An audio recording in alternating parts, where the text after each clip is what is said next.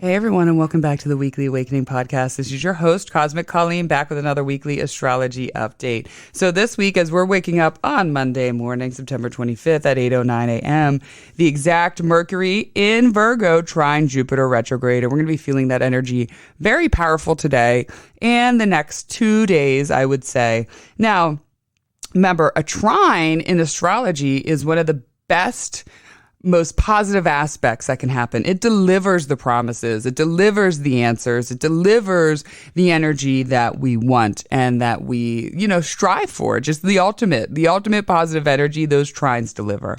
Now, Tuesday, the moon moves into Pisces, where it will be until Thursday night at 8:17. And then the moon moves into Aries and we begin the full moon in Aries. Now, on that morning at 5:57 a.m., the full moon will be exact. And then we'll be feeling it that day. And the full moon will conjoin the next day, the North Node, and then it moves out of there. So this full moon is really, even though it's a full moon in Aries, which can be a little crazy, there's not too much craziness happening with it or around it. And then Venus will square Uranus around the same time for the third time. However, this is about closing a cycle, finishing a cycle, because this was part of the Venus retrograde. So look, it was June, July, or was it August too? Maybe it was July, August, and then now September. And so really see how that Venus retrograde, I know a lot of you have been following along, how it's been playing out in your story. And this is kind of going back again and going over something again to sort of bring some closure. And then next Monday, the Venus will trine North Node. Remember, Venus is getting ready on the 8th to move into Libra. To move into Virgo.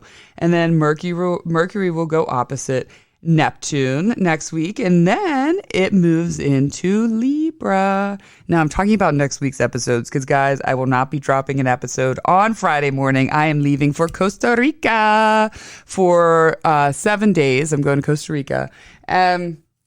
It's funny, my flight is Friday morning out of Philadelphia at 5:30 in the morning. And at first I was like, I can't believe we have to get up at 6. I was like kind of freaking out inside my head. And then I was like, holy shit, I will be seeing the full moon at exact. I don't know which side it's on, but people better move out if it's on the other side of the plane. I'm going to be like, excuse me, I need to get over here real quick so I can get a little pic and, get a little look-see at everything. And I'm excited. Normally I was like, I've actually always wanted to be on an airplane during a full moon, and I've thought about it. And so, again, I realized a couple weeks ago, oh my God, it's the full moon. It's sort of like sometimes you manifest things without even realizing you manifest things. Because I'm telling you, I've been saying it or thinking it for years and just never purposely, I'm not going to plan a trip around there, but here you go. This trip happened to be planned on that day. Now, we are coming up on 3 weeks, no social media.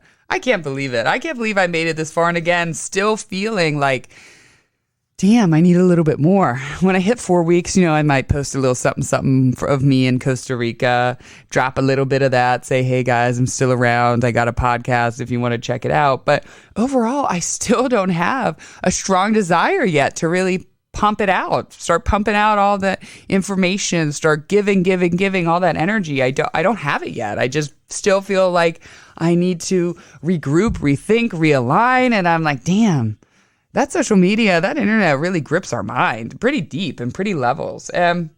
This week on No Social Media, and I've been liking to drop some awareness. So I'm just going to talk about that for a couple minutes before we jump into the full moon. My awareness all week has honestly been parenting is fucking hard. It's really hard. And I think on social media, we see people and we see, no one's going to post the bad stuff about their kids, unless they need prayers or God forbid their kids are sick or something. No one's going to be like, my kid was an asshole today. I wish they would, but they're not going to, because then half the world would be like, oh, I can't believe you said that about your kid, blah, blah, blah, blah, blah. You're never going to win. You either... Or your kids, her kids must be perfect. That's all she posts. And then the minute you post something about, you're so mean about your kids. So, that's number one. Everyone just has their reflection. So most people choose to post the positive. Now, I know for my own kids, they're very difficult. And I have a very, very, very personal relationship with most of my clients and their kids. So I see an inside world to know that they're also very difficult. And one thing is that me and all of these people are experiencing very, very similar issues with our children. And I'm talking, these are people, I'm a single mom, but I have a great relationship with their dad, and we co-parent and we family together. So we still have a very powerful dynamic, but I'm seeing the same issues with my kids as I see someone who's been in a healthy family marriage and dynamic for 20 years, and their kids are still behaving this. So across the board, right? Doesn't matter how these kids or what home environment they're being raised in, it seems like all of them are struggling with behavioral issues. And I know for me, I'm a millennial. As soon as my son was a certain age, I was like, here, we're in the supermarket, take my phone. Watch Elmo, take my phone, watch this, take my phone, watch that. And at those moments, it's harmless times. It's times where we actually need our kids to be distracted. But what does that mean for their growing brains? Is it now that we have just sort of produced these kids with everyone with ADHD and everyone whose brains are very reactive? Because that's what YouTube does when you're watching these short, because our kids aren't there watching an hour-long video or a half hour. Nowadays, they were actually watching longer videos when they were younger. I know now the videos have gotten even faster and faster. And so my kids are watching these, 30 to 60 second videos, and it's on to the next, on to the next, on to the next. And whenever I take away their iPad or I take something away, their behavior, that's over the years I've gotten way stricter with it because I take it away and their behavior is crazy for like a half hour. I have to calm them back down. They're out of control and I have to bring them back down. And I think it's one thing we don't all want to talk about yet is the effects on our kids and their brains, because all of us have been doing it. Our children have been literally raised with a device. And everyone across the board is doing it. And I'm sure one day there might be some good things. Maybe they'll be like techie geniuses at some sort, but at the same place, it's hard. I think there's these big behavioral struggles that are based out of social media. And they don't even have social media yet. I'm talking, I guess I should mean YouTube and that sort of version of social media and what they're hearing and what they're seeing. And parenting is so hard. So here's one of the things I want to bring in to awareness for everything. There is no right way and there is no wrong way. Here, it's a spectrum. So here on one end is like beating your kids and locking them in the closet. We know that's a big no-no. We know that's going to create some big havoc. And on the other spectrum is like loving our kids. But even then, we can love our kids so much that the other end of the spectrum is then we never yell at them. We never discipline them. We never do this. We never do that. And then there's the whole spectrum in between of behavior. And remember, there's two different sides. So, there's the side that says only gentle parenting. And then there's a whole other side that says, well, fuck that. Your kids are going to be rude, selfish, mean kids when they get older. And then there's like, no, your kids are going to be like this. No. So first off, whatever parenting you believe in, strategy, just remember only 50% are going to be aligned with you. There's going to be a whole other 50% who disagree with you, who think you shouldn't do this, who think, everyone has opinions, especially when it comes to parenting. Except they don't understand that it's a very personal relationship, because as parents, we also show up with our own inner child, especially, in the least amount that you're aware of it, the more it's going to show up. Now, the more aware of it you become aware of it when it shows up in the moment. You become aware of it that's really your inner child reacting. And when our kids go through stuff, or they behave, or they're doing things, we get triggered. Our inner child gets triggered. Our inner child's pain and suffering and sadness, all that gets triggered. And sometimes when we parent, we're actually looking at it from our own inner child's perspective. And that adds a whole nother complicated layer to parenting and to parenting the kids. So we're all trying our best, and that may look different every day. That's the other thing. Your best may look different every single day, how it shows up. And that's okay, because we only have today. So your best, is, hey, I'm at 20% and I'm giving my best at 20% right now. And here's the thing. A lot of times the kids, they have their own will. They have their own path. That's with the astrology. The astrology shows us that two people can have the same three kids and all three are totally different personalities. but also that they have their own things that they have to go and grow through, even separate from us. And that can be really hard to sort of let that control go. And as parents, we are not perfect. If we were perfect, we'd be with the monks, on the hillside, praying 24/7 and meditating. We're not. We're here to evolve. And so our evolution becomes even stronger when we have kids because, again, it triggers all of our own childhood stuff out of our subconscious we may not really have known was there until we have kids. And we are going to fuck up. We're going to make mistakes. Every day we have to learn and try to do better from our mistakes. And that is the beautiful process of parenting. So remember, you are not alone, okay? Most kids are assholes today. I'm just going to say it. Especially boys. Boys are crazy when they're young. And this whole week, I think I've been reflection of my own inner child, my children, parenting. And then coupled with this weekend, I had a really, really hard time with my kids. And they just got out of control because sometimes some of the softer parenting, and I know everyone doesn't like this, can create your kids to be disrespectful and rude. And sometimes you got to add in a little bit of harder parenting. And I can tell you that from my own experience. So I just want to say that when you're on social media and you're seeing everyone's perfect smiled little kids and everyone's off doing that, just know that behind that camera, there's put that down, be quiet, you're grounded, I'm so sick of your bullshit. Behind all of that is usually happening throughout the day. And just keep that reflection. No kid is perfect. You're here to evolve. They're here to evolve. And just try your best every day. And every day may look different. So that's my 3 weeks, no social media. I've been focusing on my parenting, my own parents, and how I can do better. So let's jump into this full moon on that note, all my peeps out there. And for those of you who aren't parents, just remember that it's much harder than anyone ever thinks it is. And it's not just hard. It's always been hard, though. It's different hard. Since the moment humans started pushing out other humans, they would have to worry about like a saber-toothed tiger coming and eating their child or someone kidnapping their kid to go eat them or shit like that. You know what I mean? Having to sell kids. It's never been easy. At least we don't have to eat our children right now. That's the positive. Okay, so now, we'll start with Mercury trine Jupiter we're going to be feeling today. So we're going to be receiving and giving wisdom. And it's going to be really solid wisdom, and it's going to be finally the wisdom that you've needed to hear to kind of make a shift change or just even a shift mental mindset perspective. There's going to be grounded deliverance with words or thinking and just like the overall communicating with people. Now, my Earth placements, so my Virgo placements, my Capricorn placements, my Taurus placements, should be feeling very mentally grounded in a new mental mindset or strategic plan.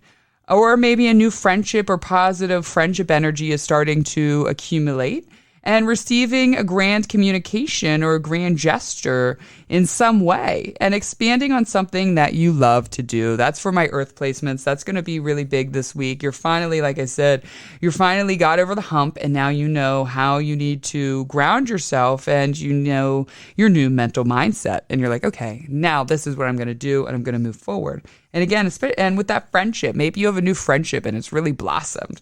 Or maybe you and a friend have had some on and offs, but right now you're just like more positive. You guys are more positive, coming together and just really enjoying that friendship energy. And like I said, my favorite one is a grand gesture. That's why I said Jupiter brings grand gestures. So someone is really like bringing you a grand gesture, or delivering you a message of a grand gesture or excitement. And you're just going to be expanding on what you love. Now, for everyone else, implementing a new spiritual practice or principle is going to be very important today and tomorrow. Maybe just try meditating for 5 minutes. Maybe just try going out in nature. It finally stopped raining, though it's gloomy here, and being with that. But implementing a new practice or principle, spiritual. And a spiritual principle, like I talked about last week, gratitude. Did any of you do that? Did some of you do that? If you didn't, this would be a good time to sit there and practice my favorite spiritual principle of gratitude and write a gratitude list out. Now, this full moon in Aries. So the full moon in Aries will go opposite. Oh, yeah, the full moon in Aries will be opposite Mars and Libra. I forgot to mention that at the beginning, which will be interesting. I'll tell you how I feel like this is going to show up. Again, I still don't think it's going to be a scary full moon. I think it's going to be an active full moon, but not scary. And then as the full moon moves out of the exact, but still in the full moon energy, it will conjunct the North Node. Okay, so an Aries full moon is ruled by Mars. Mars is a god of war. Mars is a planet of fighting, energy, as well as like exact movements and aggression, and also taking charge. So we have Mars, a Mars full moon. Mars is ruling over the full moon in Aries because it's in its home sign. However, Mars is debilitated in Libra, where it works at its weakest. So we got the full moon, and the moon also does not work at its strongest in Aries. Because the moon, the moon likes sweet, calm. It doesn't like all the disruption that Aries and Mars brings. So with that, the full moon is going to be, I feel like, quick to calm down. Here's one of the things, because let's look at Libra energy. So now we got Mars, we got the god of war, spicing things up. It likes to fight. It likes to argue. It likes to challenge people or challenge things. However, Libra energy is very composed. It tries to not get too angry. I mean, I don't know about you, but almost every Libra, their like confrontational skills are quite funny to me, because everyone I've known, they'll like hold back, and then they release. They like, all of a sudden they can't take it anymore and they explode. And then I almost notice almost instantly, they try to bring it back in, like reel it back in with some peace, or just like get over it. They're not going to fight till the end. They sort of release and then come back together. Either they're like pretending like they didn't just do that, or it just didn't happen, or they try to find peace. So the full moon is going to be quick to calming down. So if there is some eruptions, if there is some fighting, if there is that, there's going to be a quick energy to calm back down, a quick energy to find some peace, a quick energy to find some balance within that. So again, Libra, it holds back and it unleashes, but then it quickly tries to gain control. So you're going to find it trying to gain some quicker control. Now, again, not just fights, but any dramas, any of that should be quick to a peaceful treaty, or at least a good denial. Like, nah, that didn't happen. I didn't act like that. Or finally a peace treaty. And remember, sometimes there could be that, sometimes you need that fight. Sometimes you need that anger to push past some stuff. So, and now on the other side of the coin, if you have been holding back for too long, you might express yourself loudly and say something that you've been holding back. Maybe some resentments. That's to the other. So again, sometimes, like I said, Libras will hold it in,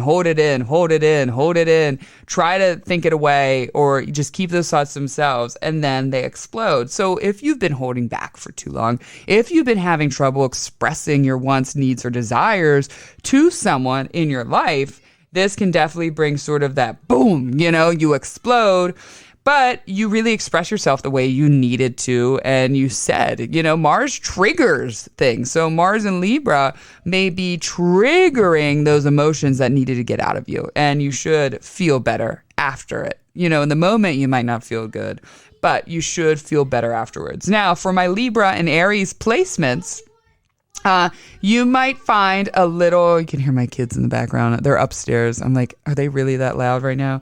Sorry. You can Aries Libra placements might find a little struggle in trying to balance out something in our lives. And maybe it's been coming up for this last month, the last couple weeks since Mars moved into Libra. And maybe it's something a little toxic, or maybe it's just something you've been overdoing, and now you will see the struggle or misalignment with this full moon. And also Libras might also, my Libra placements, feel a little bit more impulsive instead of so indecisive, kind of just like, yeah, I'm going to do it right now. I'm just going to get it. I'm going to buy that right now. And most of the time a Libra will take literally, they want one TV. They see the first one. They go through, they spend another 8 months going through 100 other TVs, and then they end up with the first one they wanted. Very indecisive, but my Libras, I feel like, might be a little more impulsive instead with that energy. And again, especially some Aries placements out there, just finding that balance. And like you said, maybe it could be something like you're drinking a little too much, or you're smoking a little bit too much of that ganja, and you're like, okay, I got to reel it in right now, or shopping too much. Or, like I said, it might just be something you've just been overdoing. And it could be, running too much, or going out with friends too much. And so you're seeing that struggle and you're seeing that misalignment with this full moon. The full moon, now this is for everyone, may bring an agreement to something that was previously stalled or stopped, and it couldn't come to an agreement. And Libras like the agreement. They like the peace treaty. So a previous argument in your home environment, in your friendship, in your family, maybe even in your work, and now you finally came to agreement. The stall is no longer happening, and you came to the agreement. And, this is going to be also a very passionate full moon, releasing energy, passionate energy, fights, lovemaking. And the full moon is going to be trine Venus, while Venus is square to Uranus and Taurus. So some physical intimacy breakthroughs, deep exploration into your sexual energy. And so if you're already a passionate person, this could maybe just feel normal for you, or maybe it could actually block a little bit of that passion, or you feel stalled in your passion and not sure like how passionate you feel about someone anymore. But if you have trouble releasing your sexual energy or releasing your passion, I really think this is going to be a nice intimacy breakthrough for that, and just like being more open to sexual energy and being more open to people, and just discovering what kind of, turns your knobs and what sort of turns and, what really excites you in that way. So a lot of intimacy breakthroughs. It can also bring like a nice conversation with someone, and you get to tell them why you fear intimacy, or why you have intimacy blocks, or what sort of stuff stopped and stalled. Family feuds can show up, but again, ones that come to a settlement pretty quick, or maybe a past family feud and this brings a settlement. Maybe you guys finally fight it out for a couple minutes, and then you're like, okay, let's just settle on this energy and come back together. And my favorite thing to say when it comes to fighting with people is it really fucking worth it? Do you actually really care that much? Are you really that disturbed in the scheme of life if you're going to die tomorrow? Are you sad that you wasted your day resenting and fighting and trying to take control? Because it's all control. Most of the time when we fight, it's control. I'm not giving in. I don't want that. I'm not doing that. Bah, bah, bah, bah, bah. So if you're going to die tomorrow, think about how you feel today. All right. Now I hope all of you live to 90. So let's use this full moon to balance your power out. You can't work at your highest energy or your most powerful force if your energy is all over the place. That's true. I know some people are more powerful and they can go here and they can go there and they can do this and they can do that and they can do that. Da, da, da, da, da. I'm one of those people, but sometimes I get to a breaking point where like so much of my energy is going to this point where I realize I'm actually not that powerful, because I'm spread if you cut your power everywhere, there's going to be places that are lacking. And so maybe you need to figure out, where do I need to put most of my power source? Where do I need to put most of my energy? What is blocking my power source? So I want you guys sit down for 5 minutes, and all these meditations for the new moon, the full moon, 5 minutes is all you need. You could probably even get it done in 3 minutes. Okay. So there's no excuses. It's not like you need an hour or 45 minutes. You need 5 minutes or less. All right. So I don't want to hear any excuses. Sit down for 5 minutes. Close your eyes. Again, you could put on a frequency for the solar plexus chakra. You could literally type into YouTube, solar plexus chakra frequency, and you'll probably get 100 that pop up. You could do it as simple as that. Play that. Close your eyes, breathe in and out, get into whatever meditative, relaxing state that you have, and look at your solar plexus. Your solar plexus, if you guys don't know, is right in the middle of your chest, below the lung cavity part in the heart, right in the middle, right there. It's bright and yellow, like the sun, right? Like pushing through. And it's like a very powerful beam. So look into that bright light. Look into your solar plexus and focus on it. Close your eyes. Allow your mind and your eyes to fill with yellow.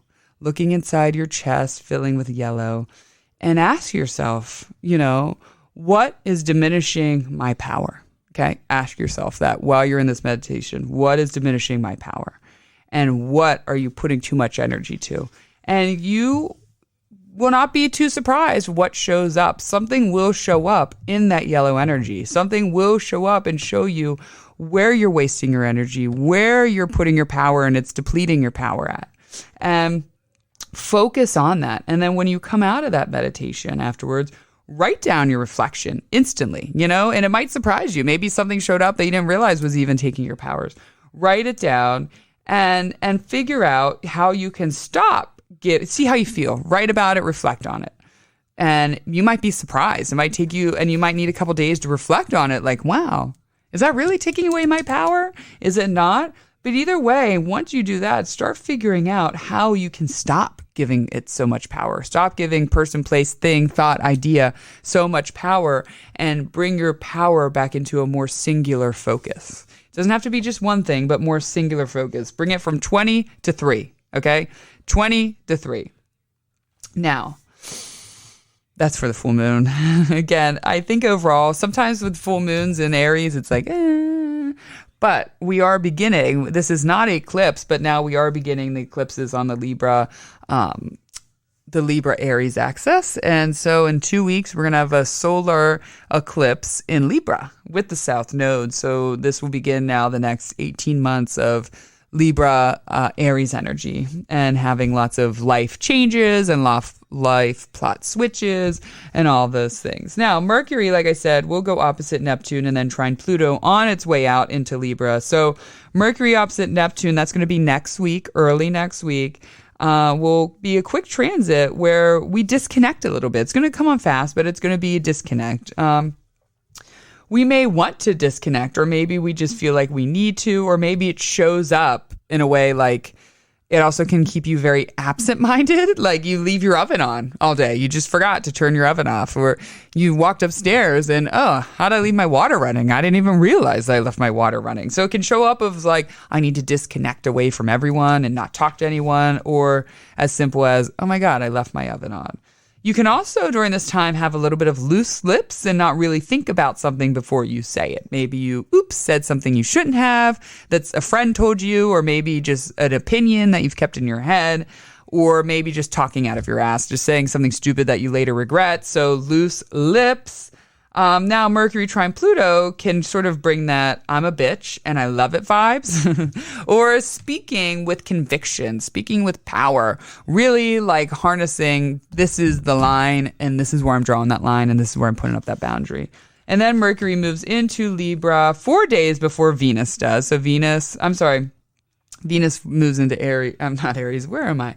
I'm going all over the place. Venus moves into Mercury sign of Virgo on October 8th, and then October 4th, Mercury moves into Libra. Mars will still be there a little bit. So now I think we're going to enter a little bit more of a healthy enjoyment with Mercury, Venus retrograde, Mercury in Leo, Mercury in Virgo, now Mercury in Libra. We're bringing Mercury in Leo was like, with Venus retrograde, where we were too much, where we were taking things too far, we were having too much fun, where things were just like, starting to go from a good thing to a bad thing because we're doing it too much.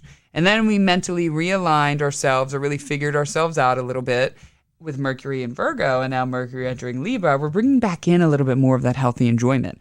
This time, though, in a more balanced Libra way, and becoming a little bit more relaxed and bringing some joy, like I said, but in a much healthier way.